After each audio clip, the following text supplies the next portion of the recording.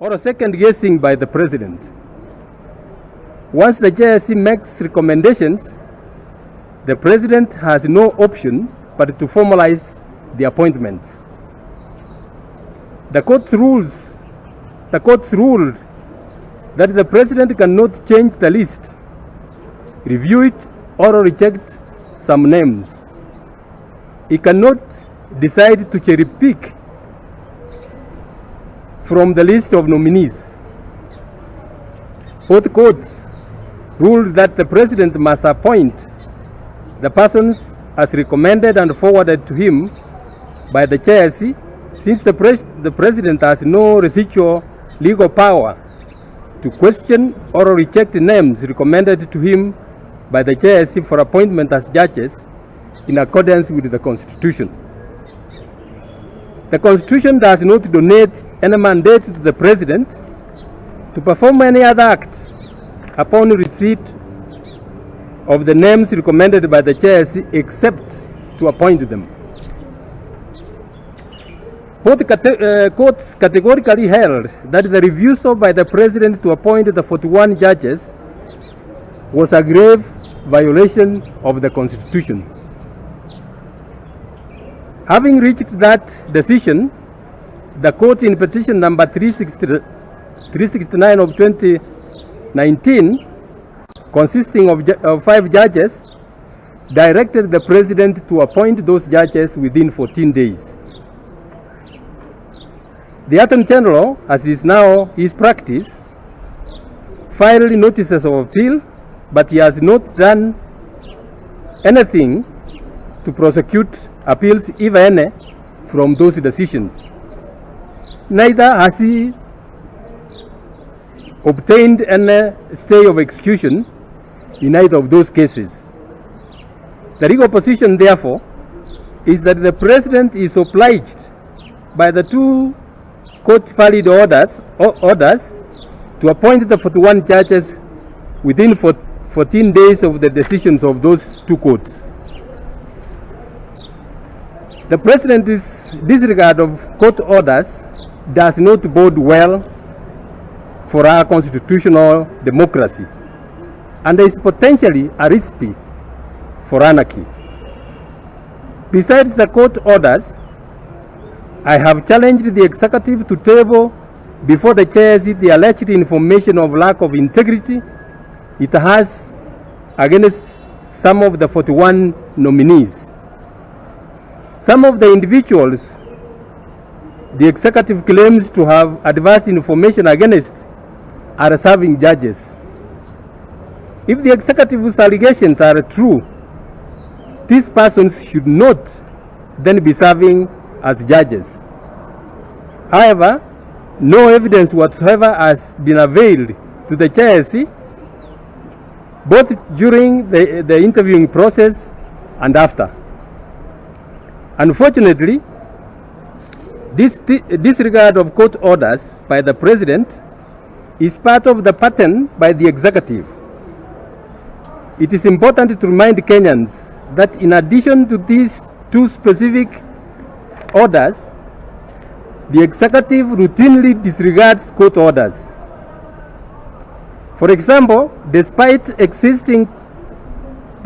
existing court order, the government recently evicted over 1,000 families from the Kariobangi area of Nairobi, all in the midst of the COVID-19 pandemic. Additionally, the government has willfully neglected to settle dozens of court decrees issued by various courts against the government. These court decrees amount to almost 1 billion by conservative estimates. And they go back several years. It's not recent, they go back several years. Many of these decrees arise from personal injury claims by victims of road traffic accidents caused by government vehicles. In some of these cases, the victims have suffered paraplegic injuries. Yet, the government has failed to settle these decrees. Because they cannot afford to pay for nursing care, some are carried, I'm told, by their grandchildren to bask in the sun and at times forgotten to be rained on out there. Attempts to compel the accounting officers in the relevant ministries are always rebuffed with the contemptuous utatu attitude. How can we expect God to bless our nation when we are so callous to the most desperate in our society? There are many other court decrees and orders which require the assistance of police to execute, which have been neglected and disobeyed. As a result, many decree holders are unable to realize the fruits of their judgments that they have obtained from courts. Your Excellency, I want to address the President personally. Your Excellency, you know I have respect for you. Viewers, welcome to Punchline Africa Television, broadcasting all the way from the Republic of Kenya in the political command center of Punchline Africa Television, all the way miles away from the headquarters of Punchline Africa in Nairobi. Thank you very much, viewers, wherever you are in the world. This is a special exclusive program that has been brought at 6 p.m. It is 6 minutes past 6. It regards the behavior of the Chief Justice of the Republic of Kenya. This show is divided in 4 categories. The first category is to lay the case why Chief Justice Maraga does not understand governance. The second is to lay the case of a regime change mechanisms that has walked the African path, of which Justice Maraga is a member of the organizations that want to topple governments in Africa, especially in Kenya. The third strand will be the relationship between the president, Jubilee government, and the Maraga. The last stand is George Soros' money being pumped into Kenya to overthrow governments. Viewers, wherever you are, finally the fifth will be calling. The phone will be open after I have given my presentation. I want to give this presentation as a man who wants peace. I love peace. I want to see peace in Africa. I want to see Africa united. I hate organizations that rely on George Soros and his money to overthrow governments. I hate NGOs that fabricate evidence to jail Africans. I hate people who talk of tribes, people who want to find faults where there are no faults. I detest the behavior of Justice and Maraga and others, including Justice William Mutunga, who equally has written a statement today. But I'll tell you why. I want to build my case in this form. From 2017, in August, in 2017, Judge Maraga nullified this election. Justice Maraga immediately left this country He did not know that there were people following, wanting to know whom he is meeting, what he has gone to do, who are coming to see him in Hungary. He left purportedly for a meeting that never occurred. As soon as Justice Maraga left this place, all members of the NGOs, Maina Kiai, Makau Mutua, and the rest, John Mue, Inuas, all these NGOs that they had surrounded, has strangulated the court, paid by George Soros and other international agencies, to strangulate the people of Kenya, to regime change the people of Kenya through elections. They all left. They left to go and start, arrange, organize, and reap from a nullified election. I have evidence well organized in this place. Most of us who have our contacts in Europe, as you are aware, some of us are investigative journalists. We have done it for several years. We have done it for the Commonwealth. I am a senior Commonwealth journalist, investigative. Prime Minister in London knows me. Tony Blair, Gordon Brown, Boris, Johnny Major, name them, Cameron. Whenever they see me at the press conference in 10 Downing Street, they always ask, do you have something to tell us? Because they expect something from an African with my Ugandan accent. We followed. We have been following Maraga. Judges in the Commonwealth respect themselves, but Maraga has no respect. Maraga talks of people respecting the rule of law. But I want to ask Maraga, were you driving a car in Nakuru? Just answer me that. Were you driving the car in Nakuru? For me, what will he do? He'll sue me. I have nothing to pay you. I want Maraga to tell the public of Kenya who was the driver of the car in Nakuru when he had an accident. You haven't seen it coming yet. But the whole world will be stunned of who is a liar. I want to see the doctors who treated the bodyguards. I want to see the doctors who treated the drivers. The driver of Maraga, the bodyguard of Maraga. Which hospital he was treated? Where was he treated? What about the man whose car was knocked? Which insurance paid? Who is he? Where was he?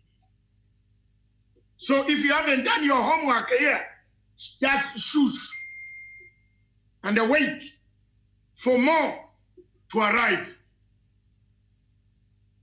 Believe me or not, the revelations that are going to come now, if that question is answered, who was driving the car? You are blaming Uhuru Kenyatta. I'm not Uhuru Kenyatta's spokesman. I've been keeping this thing for a long time. I wanted to blow it up. People say, oh, hold it. Maraga is changing. Oh, hold it, David. Now, I want to know who was driving the car on the fateful day when the accident took place. If Maraga can answer that, then there is rule of law. If he can tell the people of Kenya that on that fateful day, that morning, I was driving that car and the type of accidents that happened, accident that occurred as a result of my driver knocking another driver. The owner of that car, we know him. The owner who reported at the police, we know him. The insurance that paid that car, we know it. Who are the people who paid it and who covered it up? So it is coming to light. Because when people start doing things against others, I told you that as long as I live, whether in London, whether in Johannesburg, whether in America, whether in Zimbabwe, but as long as I'm alive and you touch Uhuru Muigai Kenyatta, I'll defend him. Not because he gives me anything. I've never had a tea with him. I've never had a coffee with him. I did my job. I went to the ICC to remove these two young men. Mutunga, who is writing statements, wanted them jailed. They have never forgiven these two young men. It is unfortunate that these two young men are not seeing the enemies. But me as an African of the highest caliber of this nature, who has faced international criminal court, single-handedly delivered back my people, I'll defend them. And so if you touch Kenyatta when I'm around, expect an argument. It is therefore very important for us, for the people of Kenya to know, if Maraga is so innocent, he's a saint, who was driving the car? That's it. You answer me that, I go home. Who was driving the car? Which hospital were the drivers? Which wounds? The driver should have a wound. The bodyguards should have wounds. We can cross-check them. We want a hospital that treated these patients. Kenyans should not be told lies every day that Maraga is innocent or is speaking Wanjiku, speaking for Wafula, speaking for Nafula, speaking for Otieno. Who is Maraga president of this country? To speak for Wafula is a Kenyan. The president is the only person who should speak on behalf of the country. Maraga did not share a sword with the President of the Republic of Kenya. The sword given to the President of the Republic of Kenya remains the sword to one man, and neither Maraga or Maraga wants to overthrow him and take it. I am coming to that phase of what is happening below the surface. Maraga is 6 months to retire. But Maraga wants to leave a fractured country. He wants to leave a country fractured, dismembered, disorganized, killed, destroyed. That's Maraga for you. Because he has masters in New York, Washington, Hungary, so whatever you call it, who are telling him, don't leave. How many cases has Maraga successfully helped the government of Uhuru Kenyatta to win? How many cases? Show us the case list. That this year I brought a suspect called a suspect. The DPP who's talking brought a suspect called Justice Lady Jupiter Justice Mwiru, a woman who had done money laundering. She laundered money with terrorists. It's a very serious crime. And the Kenyans wanted to tell the world that these people should not be told the truth.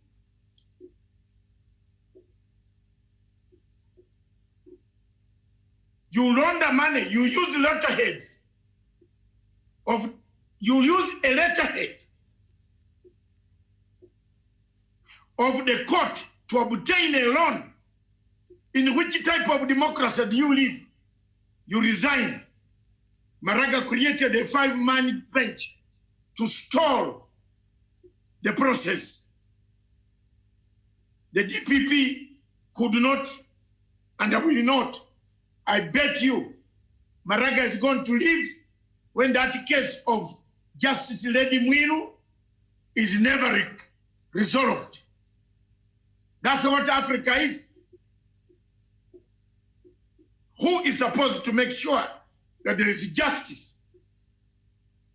Any judge in the High Court or Supreme Court mentioned, even for having slapped a baby or having carried a baby wrongly, such a judge resigns.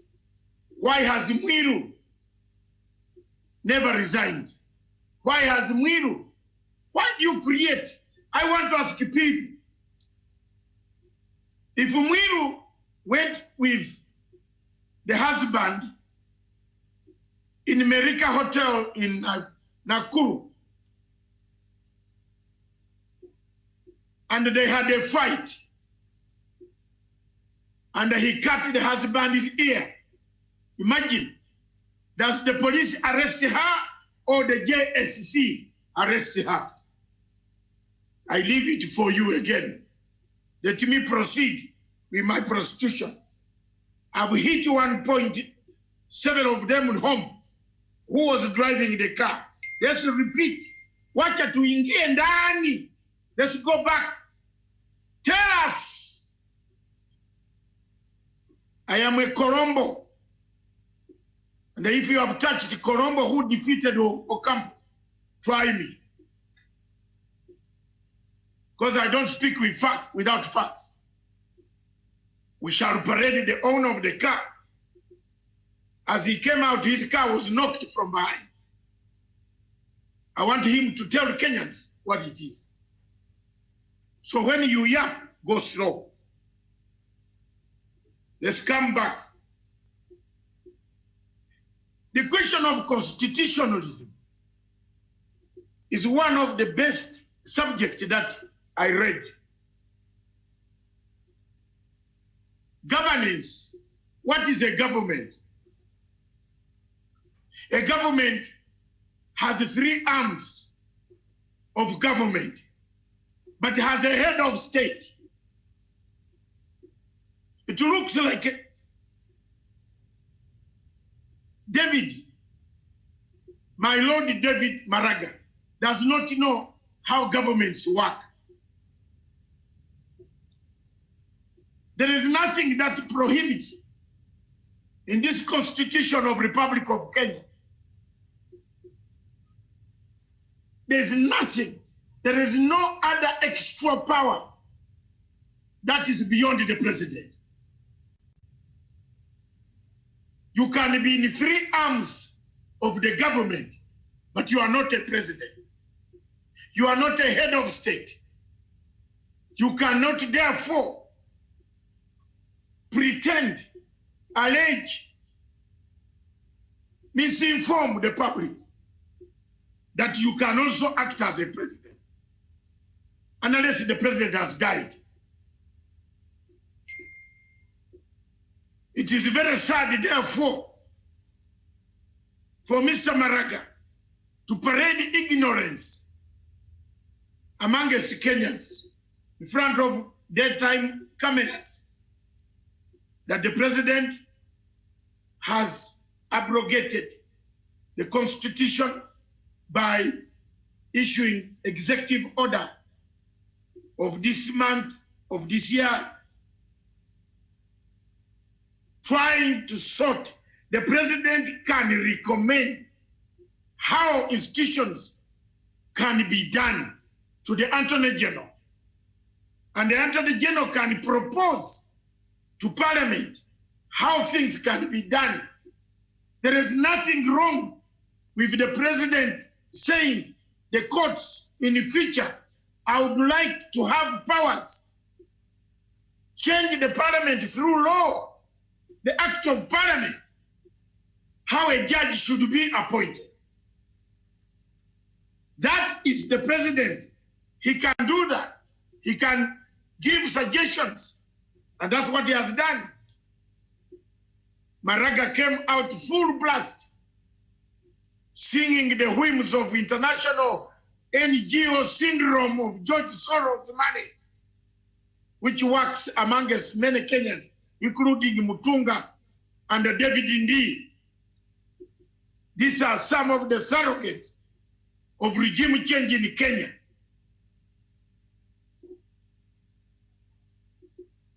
I cry for Kenya because if Kenya is destabilized, my country will be destabilized. My country will go down to knees. If there is chaos in Kenya, my country will have chaos. I cry for Kenya. If there is no peace in this country, no country in the East and the Central African Republic, in Central Africa and the Great Lakes region, will have peace. Kenya is an island of peace. And therefore, most of us who love Kenya, love it because it stabilizes the region.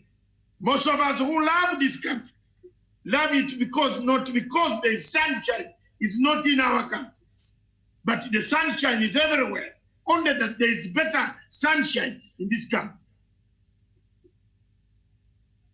We gather under your house, not because we don't have food in our places, but because of friendship and the brotherhood. And therefore, anyone who tries to destabilize this nation, bring this nation to a standstill, to a crisis, using lawyers who are bought money, paid literal change in offices. A man who calls himself a Kenyan is more of a Kenyan.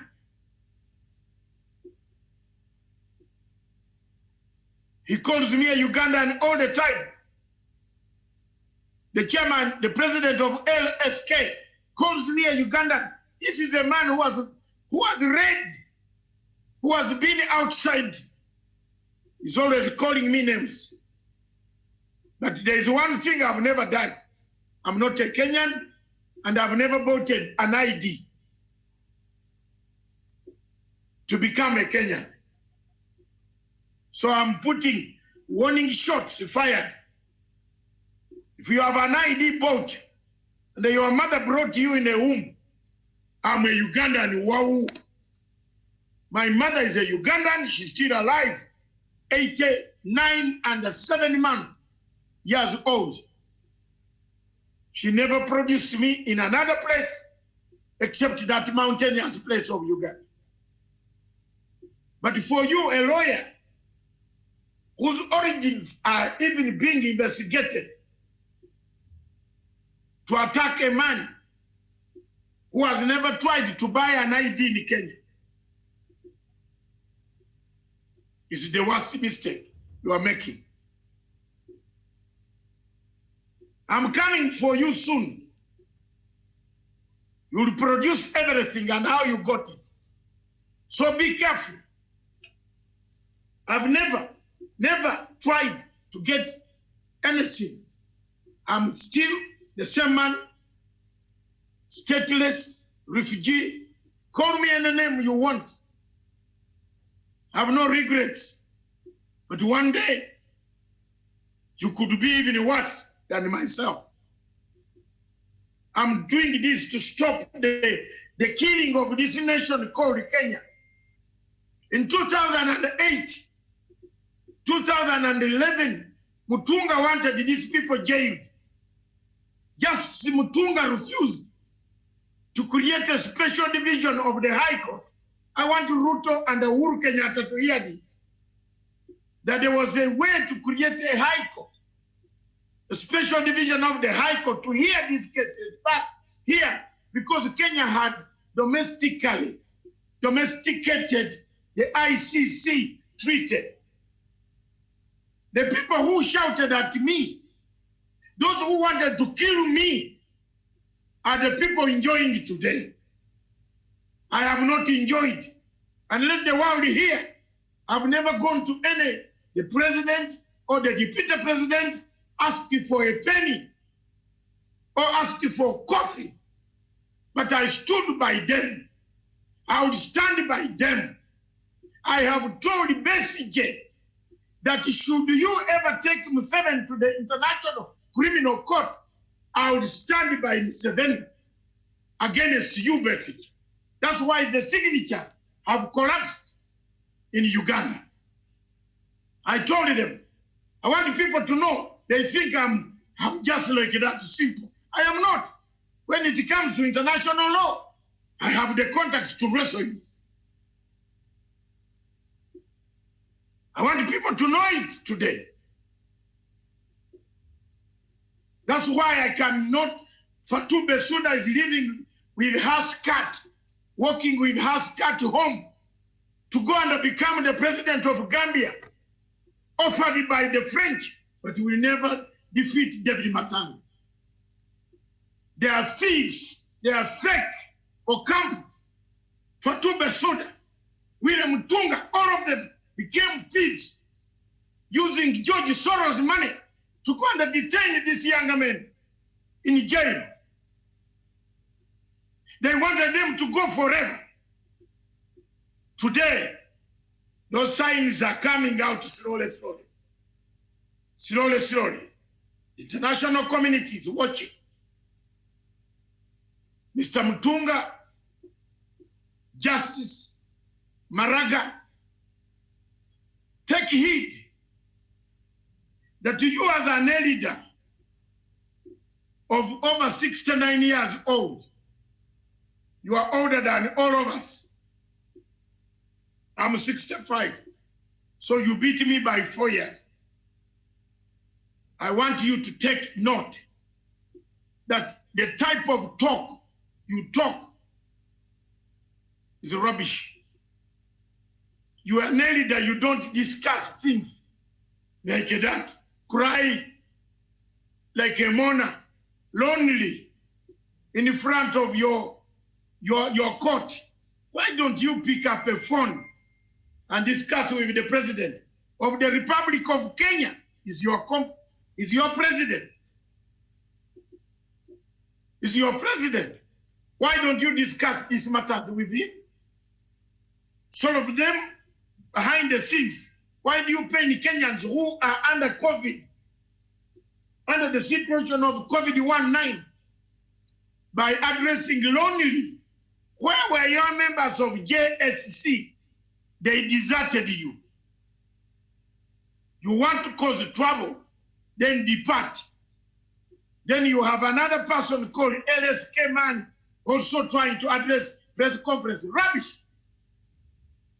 These are people scheming, looking for money to build apartments, blocks of apartments. They cheat people at night. Oh, I will deal with this, I deal with this, I will work this, I will fix this. The cases that they win in court are fixed cases. They fix them. Show me one lawyer here in Kenya who said, I will win my case by merit without going to see the judge at night. Show me. Show me. Those who want to hear it, record it. I'm asking questions. You touch Uhuru, we are here. Uhuru has friends. He's your president, but he is friendly to people, internationally, locally. He has millions of supporters here. Regime changers should be told the truth, that George Soros' money eat it nice. Last weekend, I exposed another regime change who wanted to scuttle the IBBI by buying signatures from IEBC. They called me, they threatened me. I want to tell the world that Kuro Court, you a younger boy when I had already read my exams. So these threats of you ringing me and leaving that type of messages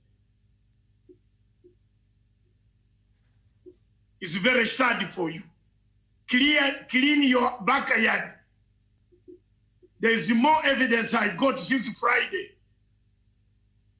Even the data itself, which you used, you never collected any signatures. Don't tell a lie. I will prove this in court of law. Yeah. Next time when you try with a veteran like me, be careful. I've got even evidence I did not want. It arrived as a result of exposure. The third strand is very clear. It's the strand of regime change. And I would like Kenyans to listen to me, and the world and Africa. I have struggled to stop regime change in Zimbabwe. Since 1997, the minister, one of the ministers of Zimbabwe who lives in this country, fought me under Mugabe. And I was telling him that one day we shall meet and you'll be in exile, but I will never, I don't revenge on people. One of the things that keeps me strong is to tell the truth. A regime change, and a regime change is being planned for Africa. There are people who want money so much that after COVID-19,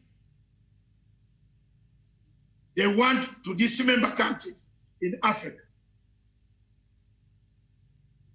It is slowly building in Kenya. I have seen another man called Murkomen. Murkomen, and let His Excellency the Deputy President hear this. Murkomen wrote 42 pages of evidence against William Ruto. He's an OTP. I don't want to tell you the figure. If he says no, then we go before people. I'll splash the evidence. 42 pages. Accusing the same ICC people, the same people who gave him the leadership. You can call me a Ugandan, call me the names, but I've never accused anybody. I didn't know Uhuru Kenyatta. I did not know Ruto. I did not know Muzaura. I did not know Major Hussein Ali, Kosige, Arab San. I didn't know them.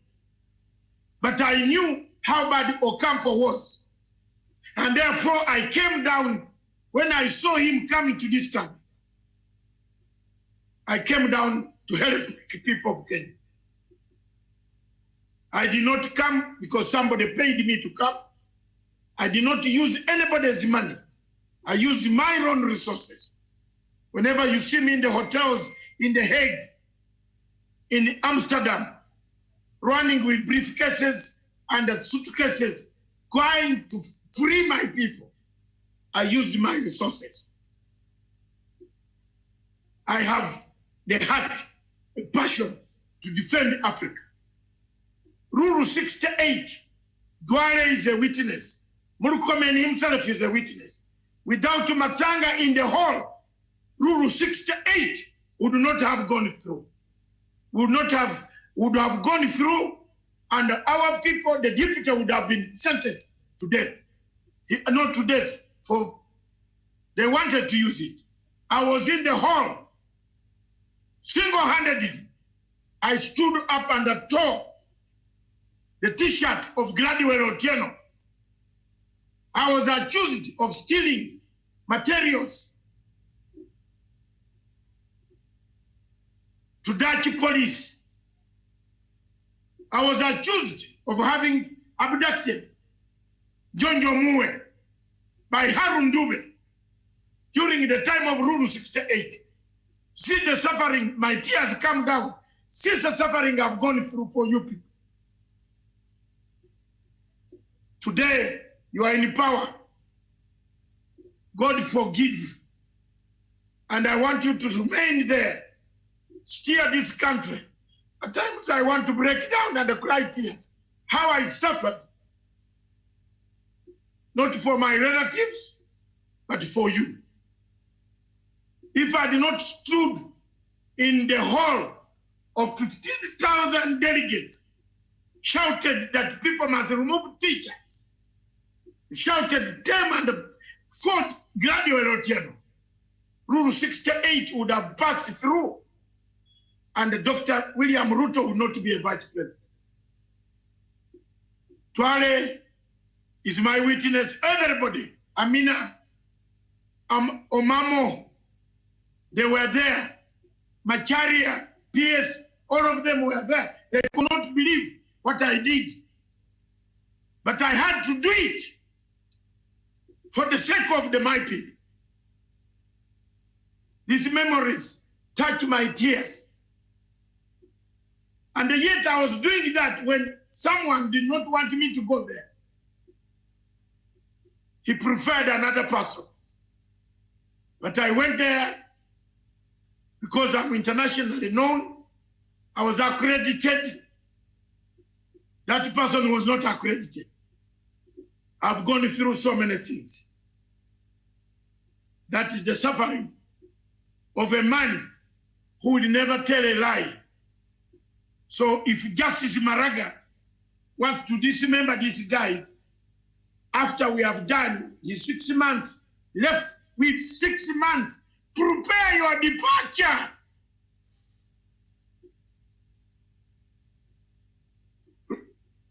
Just prepare your departure like Mutunga did.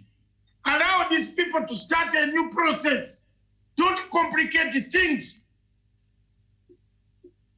Because if you complicate, other people are coming to complicate things for you. Get your pension and go home. After telling Kenyans who was driving the car,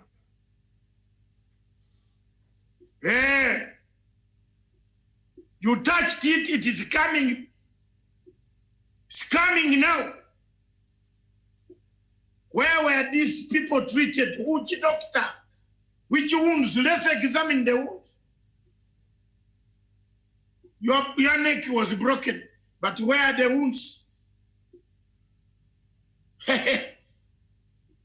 So when you touch Uhuru Muigai Kenyatta, be prepared that his people, his friends, I'm one of his friends. He doesn't pay me, but I'm a friend. I don't mind. I was like a friend of Mugabe. I defended Mugabe among all whites. I could stand in a meeting in London and speak, and the whites could listen to me. And I told Tony Blair, this is the guy who told Tony Blair on planet Earth that one day you will come to Kenya or anywhere and look for a job. In the Brighton Delegates Conference, this is the Matanga. Don't isolate Mugabe. Retain Mugabe. Put Mugabe under your rope. Containment policy. That's what I told the British government.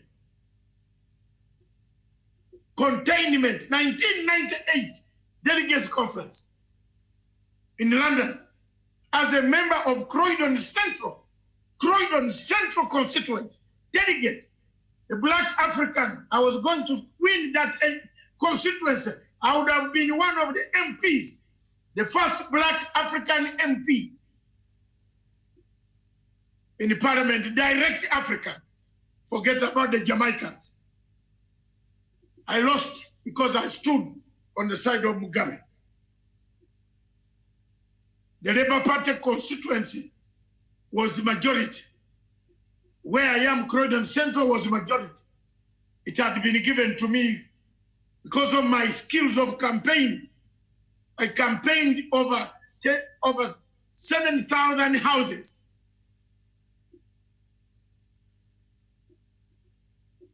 There you are. So if people think you want to dismember government, you don't know what governance is, what's a government. You are a third arm, one arm of the government.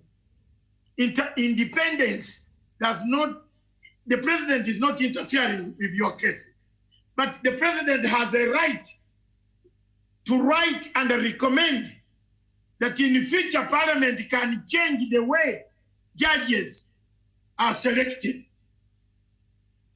The Constitution of Republic of Kenya was borrowed, cut and pasted from the American Constitution. Time has come for it to change. And if it is changing the better, the president is proposing, I see no reason as to why people should condemn the president.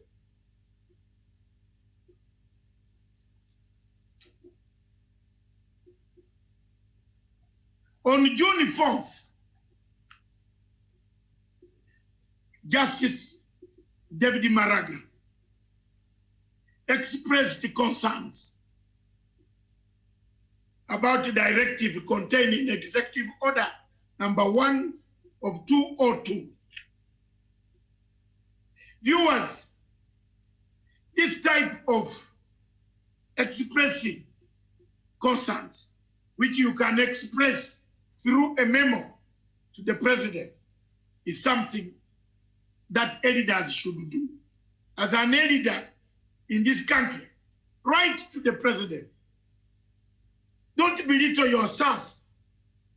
I've been in Britain for 35 years, but I've never seen the Chief Justice of Britain addressing a baraza, addressing a press conference outside Old Bailey. I find activism the most dangerous thing that has killed the Kenyan judiciary. I submit that external forces are slowly gathering their pace to dismember governments in Africa and in Kenya. I submit that security agencies can look for this George Soros money. Those who are bringing in money and how they have brought in money, which is being kept, which is being paid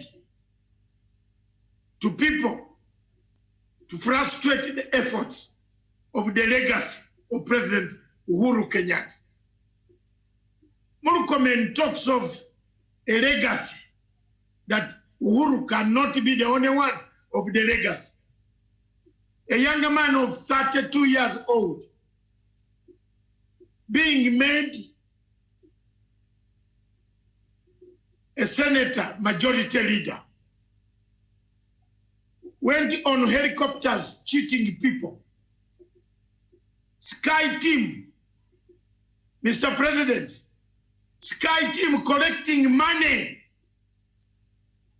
All the managing directors who have got trouble with corruption cases, Sky team,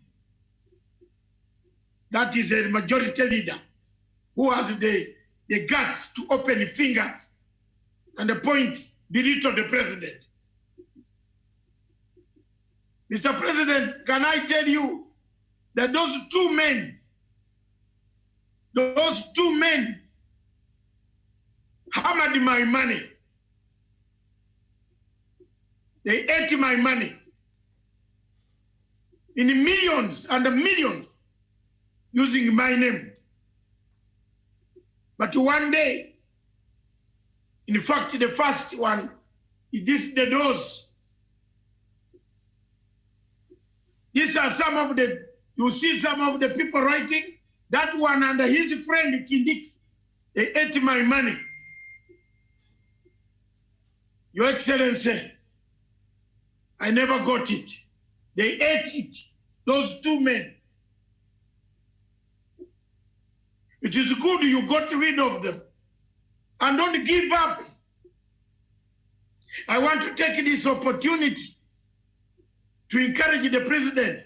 Once you have started the perestroika, don't stop in the middle. You are covered by the Constitution. Once you have started the move, no reverse gear, Your Excellency. Let it go, and let it go. Remain with a few people, those who will help you when you reach the temple of Jerusalem. If Maraga has 6 months, instead of a man preparing departure, how is he going to look after his chicken in Nakuru, in Kabarak, in Kisii, in Nyamira? Mr. Maraga is busy trying to dismantle the government that he tried to dismantle in 2017. Mr. Maraga is busy being a saint, yet he cannot tell people of the things that he has done wrong. I have not accused him that he stole money. I have accused him of telling lies. It's worse than stealing money. So when you go on, I don't want to table these things. Just leave it there. Prepare your departure. Arrange like a justice. The other one, Mutunga did. Left. You are 6 months left. You are still fighting. What do you want to achieve, my Lord Chief Justice? What do you want to achieve, surely? You are a Christian. You don't want to leave blood on the floor. What do you want to achieve, elder? You are an elder in our clan of Mafia. Why don't you go home? Why do you want people, us, to start tearing you to pieces politically, socially, in social media? Why?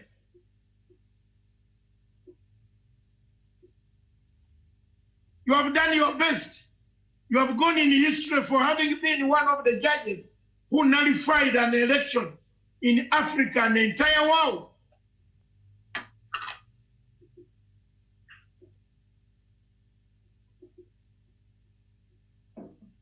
Why do you want to stick there? Why? Do the necessary arrange for transition such that the JSC can start appointing a new judge. But a single-hand man standing in front of your building. Other members of the JSC refuse to turn up. Your Excellency, my Lord, it's a shame. You are nearly done. Sort this problem with the president. You are a Christian. Drive to the gate to the president. Tell the secretary you want to meet the president. Sit down and have a chit chat. Kenyans are looking for medicine for COVID-19. You are lucky you have not had any of your children having COVID-19. Some of us are here traumatized. Our daughters have just come out of it. So we don't want to see you fight a president whom you could talk to directly, quietly. That's my advice. And that's my humble submission. I submit, therefore, that there's a regime change mechanism that is around the region. And this is not going to take long before it erupts. George Soros is pumping in money. When you see conferences, press conferences held by Harvey, Sijui who, these are all security agencies must watch. There are people quietly, they are arranging themselves. They want to cause a movement against the government, against President Uhuru Kenyatta. They want to isolate, demonize President Uhuru Kenyatta. Then later on call upon the people for Chief Justice Maraga to touch Kariobangi, of which the president was not a party who went to seek a court order, is very wrong and shallow. I want to thank all of you who have listened to our people's courts. I will give a few lines, a few minutes, as we look for our correspondents who are scattered everywhere. One of them to make my comments. With those few and many remarks, I therefore submit that Chief Justice Maraga is not a corrupt man. He has never, I have no evidence of corruption,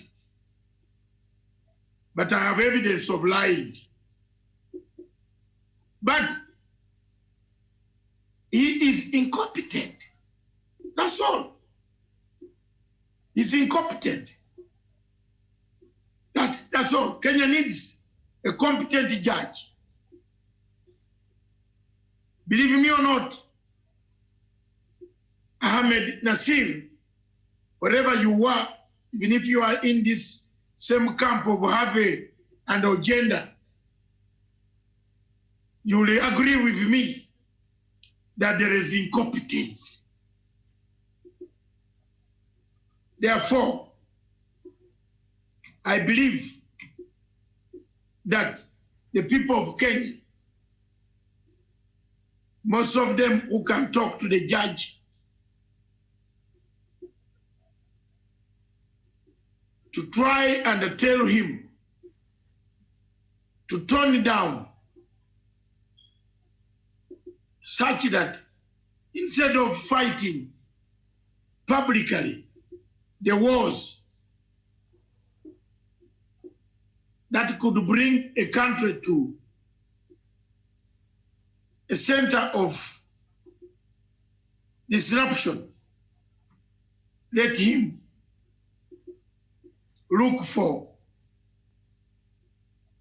very serious friendship avenues of discussion.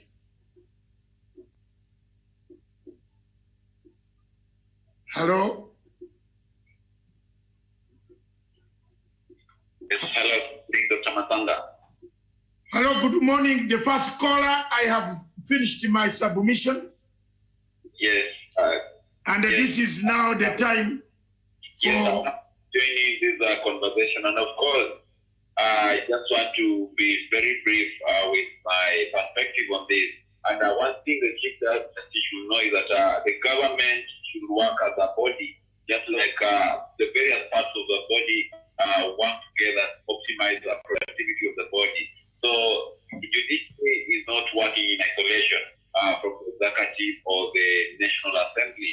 And perhaps that is what Maraga should be told to know, because all over time and again he has been appearing as if he's in some kind of war wrangle with the executive and the president himself. on it and ensure that she supports the president. Yes, go ahead. Yes. So what exactly? Oh, thank you very much. You are here. Thank you very much. Let's do it. My dear, I did not know that you want to speak on the phone or you want to speak that. Yeah, so I'm so glad to be here, Dr. Matsanga. Okay, thank you very much. Now we welcome back to the show. The Yes. Chief Justice today looked lonely. What do you Yes. think happened? I think the Chief Justice has lost his glory and he's no longer equal to the office that he's holding, the biggest being at the pinnacle of the justice system of the country. And I think the best thing he could do at the moment now is to pen down his resignation letter and exit the corridors of justice to ensure that the president has the right people who support his agenda. You've seen in the recent past, the president, the Jubilee Party rather, has been having a purge on members of parliament who are not supporting the president achieve his big four agenda. Leaders who are always sabotaging the legacy of the president, Uhuru Muigai Kenyatta. I think the Chief Justice is no exception in this. And of course, as a head of an arm of the government, which is very critical to the executive, he needs either to shape up or shape out. And this is the time. He doesn't have much to go out there calling press conferences, bringing out those differences between him and the president. It doesn't help at this moment, Dr. Matsanga. Thank you very much. Do you see Yes. any external hand? You see any external hand in this? Of course, Dr. Matsanga, whatever is happening, even before Justice Maraga came on board, we had Willy Mutunga, who was an activist. And if you could really listen to the voice and the drift of Maraga today, then undoubtedly there is an external hand which is trying, an invisible external hand which is trying to pull the strings behind the scenes. And I think from my perspective, I think that is unpatriotic, and the Chief Justice should be the last person to be used by any external forces to derail the agenda of the nation. He should pay his loyalty to the Republic, and whatever he's indulging in is very, very unfortunate. And when you look at most democracies, you'll find that the Chief Justice, as well as also the National Assembly to some extent, will always work hand in hand with the president, that is through the executive, to ensure that the country attains its full potential in service delivery to its citizens, and as well as putting up infrastructure that will uplift the economy. But if you find the kind of Mali that Maraga is trying to cause, is not good for this country at all. If you look at utterances Yes. that are being made by senior people in this country, Yes. where do you see us going? Where do you see Kenya with COVID-19? People are not listening to President Uhuru Kenyatta. People are saying, where's Corona? Some people are even saying, we want to see the sick patients of Corona. And then a whole Chief Justice, a man who is 69 years old, and some 6 months left for departure, arrives on the scene single-handedly like Okonko, decides to tackle an issue that could be solved in offices behind the scenes. Is he all right? I think he goes even against the principle of justice, and that's why I always see whenever there's a court there's a case in a court, it's not allowed that people discuss it in public, then how come the Chief Justice himself, who is the custodian, who should be a person who should be behaving in a manner that we perceive him, come on the same public limelight and try to iron out issues that need to be solved behind the scenes to the public? So of course there's a mission. There's a mission that perhaps Maraga himself and people who are supporting him want to achieve. Perhaps he should come on board and tell us. And Dr. Matsanga, when you look at the kind of language that Matsanga was speaking today, that is the same language that Kipchumba Murkomen has been speaking. That is the same language Makau Mutua has been speaking. That is the same language of Dr. Ekuru Aukot. So to me, it seems that these people are all cut from the same piece of cloth, and perhaps the agenda they are representing does not reside with the Kenyan people. Rather, it resides with external interested people who are there to cause mayhem in the country, and perhaps, as we always say, who are much hell-bent to ensure that there's a regime change in this country. These are people who should not be given any space, either in our mainstream media or the Kenyan population. First of all, if you look, you are right, you have raised a very serious point. And I have dealt with it very nicely. Yes. The point is, Professor Makau Mutua, just a few minutes ago, yes, at 1 hour and 2 hours ago, wrote, CJ Maraga is right. Uhuru Kenyatta must obey court orders and appoint judges recommended by the JSC, or show cause, why not, or publicly disclose any. So you see, yes, the entire group of NGOs, yes, have now rounded up, yes, on regime change. Makau Mutua has come in as a good regime changer. You know him. He doesn't like Uhuru Kenyatta. David Indi doesn't like Uhuru Kenyatta. He's there. Mutunga himself has woken up. Today he wrote a very big letter in support of Justice Maraga. So, is Kenya, or is the Kenyan government aware are they raising these things? Kenya is going to have a slot in the United Nations Security Council. It is not a surprise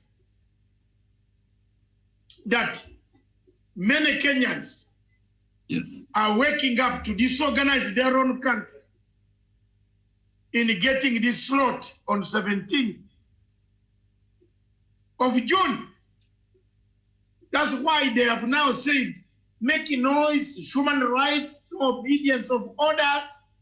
The journalists you saw from last week, people have got this narrative that the police is killing people.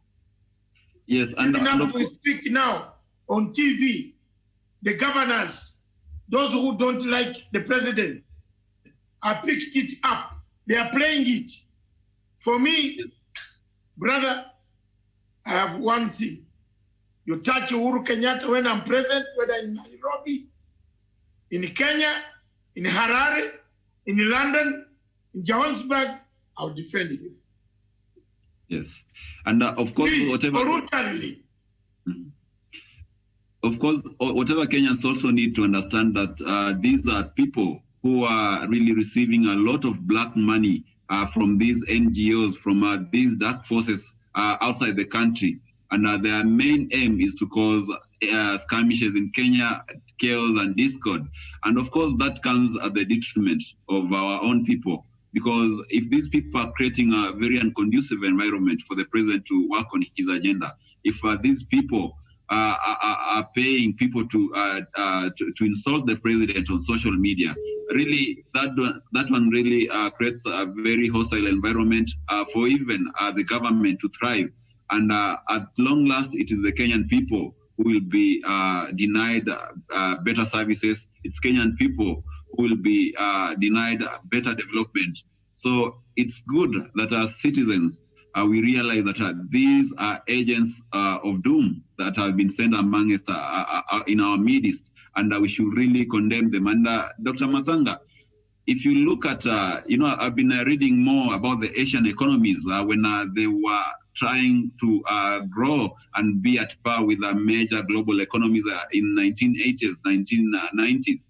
One thing you realize they tried to reduce was the outside influence from the NGOs and the international media, because these people will come to us preaching water, but when you go back to their countries, whatever they are taking is wine. Look at the USA as it is right now. And then someone will come here telling you that the Kenyan government does not respect the human rights, the judiciary is not working the right way. When the America itself, today people are demonstrating because of a collapsed system of justice. So let these people be patriotic and let them be true to themselves. Hello. Thank you very much. Viewers, we have done our best. And I want to thank you for having been. I did not know you had come to the studio. You are in the studio? No, not really at the moment, but I'm working remotely for the station. Okay, I can see the back. That's a very good background. Yes. Thank you very much, sir. Thank you very much, our viewers. Thank you. The debate continues. I've left. I don't know what my performance is. Rate it. Yep, of course, Dr. Matsanga, you've performed quite impeccably well, and that is the message that should be taken to their doorsteps. They need to be reminded that Kenya is a sovereign state, and it doesn't matter how much money they'll be receiving from the external financial, those foreign musketeers, to be their puppets in this republic to cause chaos and discord. They have to be reminded that today we mark 57 years since we received our independence. And if they are there fighting the nation, we still have people who are the friends of the president. We have people who are still patriotic, who will defend this nation, who will defend the agenda of the president, and who will stand out to be counted as the rest of them run out there looking for these cheap handouts. From imperialists in the US, George Soros, whoever is financing them. So I've listened to your message and I think it was quite spot on. Finally, the chicken have come home to roost. Yes. For Moses Wetangula. As it is tonight, he has no party. Yes. He's partyless. He's a senator for Bungoma. For the Kenya, for Bungoma, but he has no party. His party was taken. What's your comment on Wetangula? Now, of course, this incident today has just exposed the kind of political lightweight Moses Wetangula has been all along. Of course, masquerading as the Western Kenya bigwig and leader, influential leader, and of course that has proven to be maybe just a smokescreen.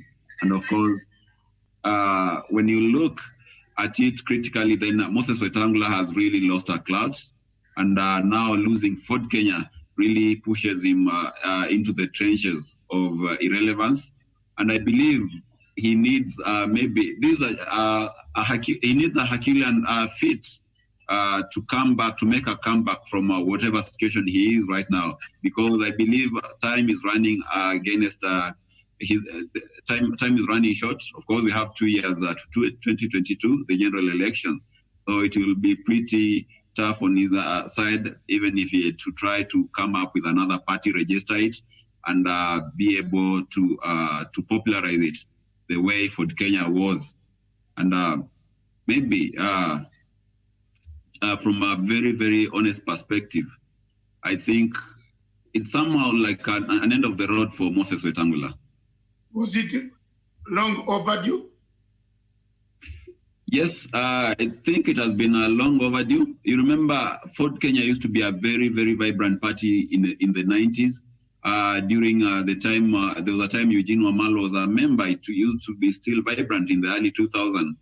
But right now, it doesn't have such numbers as it did back then. So it is a party which has been left through time to lose its popularity, and nothing much has been happening at the top of its leadership under Moses Wetangula. And of course, I do have friends who have been in the party and who have been complaining of the neglect and the kind of laxity that has been at the top of the leadership of the party. So I think I ideally hope that this new leadership will be able to breathe life to the party, rebrand it, revamp it, and give it new strength to be able to be competitive, not only in Western Kenya, but across the country, something that Moses Wetangula had failed to do for so many years after taking it over from the late Wamalwa Kijana. Thank you very much. Another topic that I want to touch on as we wind up, yes, is the question of the DPP. And when the DPP talked about none of us in the media accused the deputy president for having taken money from Emerald and Kimerol dams. But the media, we listened to what he said at the Supreme Court. Yes. That is all our problem. Our problem is we listen when he said it is not 21 billion, but 7 billion. Can we, you as an investigative journalist, tell me where this 7 billion is? Yes, and of course, I've seen that update where the DPP said it was not about William Ruto. But we remember when the DPP was mentioning this case a while back, without being called upon, the deputy president himself came forth and said that it was not this amount of money that was lost. It was not 21 billion that was lost, but rather 7 billion. So that one only makes him a person of interest. There's a proverb, the African proverb that says that whenever dry bones are mentioned, it is the elderly that feel uncomfortable. Yes, so, they crack. Yes, yes. So if you connect the dots, why was the deputy president feeling much aggrieved? Why was he feeling so much touched when the DPP was giving these figures? Did he have any information that the Directorate of Criminal Investigation and the Office of the DPP needed to know? Because it was like he was giving different figures from what these investigative organs were giving. So perhaps before the court of public opinion, that is where he comes in, and there's no way he can exonerate himself from such. Thank you very much. Another subject. We have finished the subject of the Chief Justice. Yes. Another subject that we are on, just Idwali. I see the count is on. What's your comment? Okay, I'll just stick to my earlier views that I had before. I think of all the leaders who have been having a close relationship with the deputy president, Eden Duale maintained a very high level of maturity. He's perhaps the only leader who was allied to the deputy president, who never defiled the moral compass by not insulting the president. And he defended the agenda of the party with such patriotism. And of course, in the Jubilee PG meeting at State House, the president never showed any intention to get Duale out of his current position. But of course, a majority of the MPs, the story going around is that almost over 120 MPs have signed the petition to get him out. And that goes back to the question of political loyalty. So, of course, politics is a game of interest. And perhaps a majority of these members of parliament who have appended their signatures for this ouster motion against Duale feel that perhaps Duale is not fully behind the president. His heart is somewhere as far as the mind could be supporting the president. But of course, they believe perhaps the heart could be somewhere else supporting the deputy president. And of course, that's why they want to get him out, to get someone who can take up his place and fully support the president's agenda. As you know, these are very, very critical time. We are only having 800 days before the president can finish his term. So I think those are some of the factors, Dr. Masanga. Thank you very much, Daniel. Thank you very much, viewers. And unfortunately, that is all we have today. And we shall continue talking about tomorrow in the mainstream news, 9 o'clock, East African Standard Time. I want to take my leave and disappear back to my other work and read my books. God bless you, Daniel. Our production team, our general manager, the man, we are still on duty. I want to thank you all. The show was fantastic. It had huge numbers of 215 people per second. So you can calculate how many hours we had. Yes. That is a very good number of viewers. Those who have picked whatever you are picking, Chief Justice, 6 months, gloves are off, get out, go home, get your pension. Thank you. Keep watching. Tomorrow, we want to see, are we or are we not? Are we the ones? We did not say it. I did not say it. Where is the 7 billion? Has the government recovered it? Has the government of Kenya recovered the 7 billion of Emerald and the Kimiroro Dam? That's what we want to talk about tomorrow. Don't go away. Keep on listening to these tapes, video, playback. It's the only way we can remove our temper, the stress from COVID-19. Thank you. That was great, Doc. Thanks.